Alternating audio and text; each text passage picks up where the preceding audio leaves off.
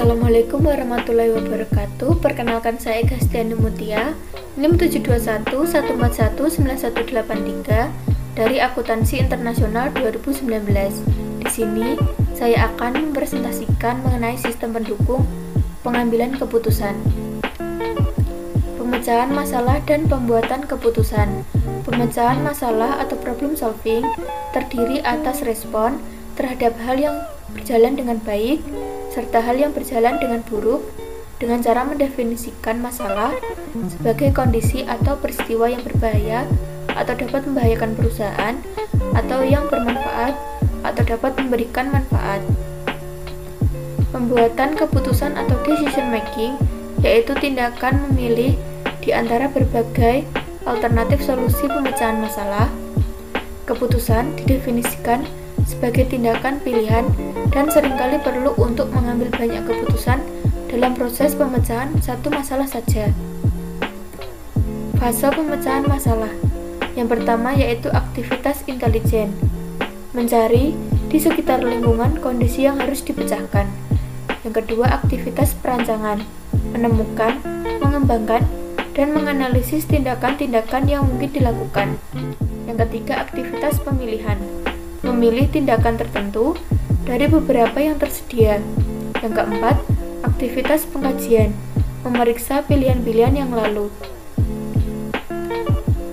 Kerangka pikiran pemecahan masalah. Yang pertama, model sistem umum perusahaan ditampilkan sebagai kerangka berpikir perusahaan sebagai suatu sistem yang mengidentifikasi elemen-elemen penting yang harus ada serta aliran dana, informasi, dan keputusan yang menghubungkan elemen-elemen tersebut. Yang kedua yaitu model 8 elemen lingkungan. Penggunaan model ini direkomendasikan untuk memahami lingkungan perusahaan dan interaksi antara perusahaan dan masing-masing elemen dalam bentuk aliran sumber dana. Elemen proses pemecahan masalah. Yang pertama, mengidentifikasi solusi alternatif. Yang kedua, menggunakan sistem informasi untuk mengevaluasi. Memilih solusi terbaik. Yang pertama yaitu analisis, merupakan evaluasi atas pilihan-pilihan yang secara sistematis dengan mempertimbangkan konsekuensi pilihan-pilihan tersebut pada tujuan organisasi. Yang kedua, penilaian, merupakan proses pemikiran yang dilakukan oleh seorang manajer. Yang ketiga, penawaran, merupakan negosiasi antara beberapa manajer. Struktur permasalahan. Yang pertama, masalah terstruktur, merupakan masalah yang unsur dan hubungan antara berbagai elemen yang semuanya dipahami oleh orang yang memecahkan masalah. Yang kedua, masalah tidak terstruktur, merupakan masalah yang tidak memiliki elemen atau hubungan antar elemen yang dipahami oleh orang yang memecahkan masalah. Yang ketiga, masalah semi terstruktur, merupakan masalah yang terdiri atas beberapa elemen atau hubungan yang dipahami oleh si pemecah masalah dan beberapa yang tidak dapat dipahami. Jenis keputusan. Yang pertama, keputusan terprogram, bersifat repetitif dan rutin.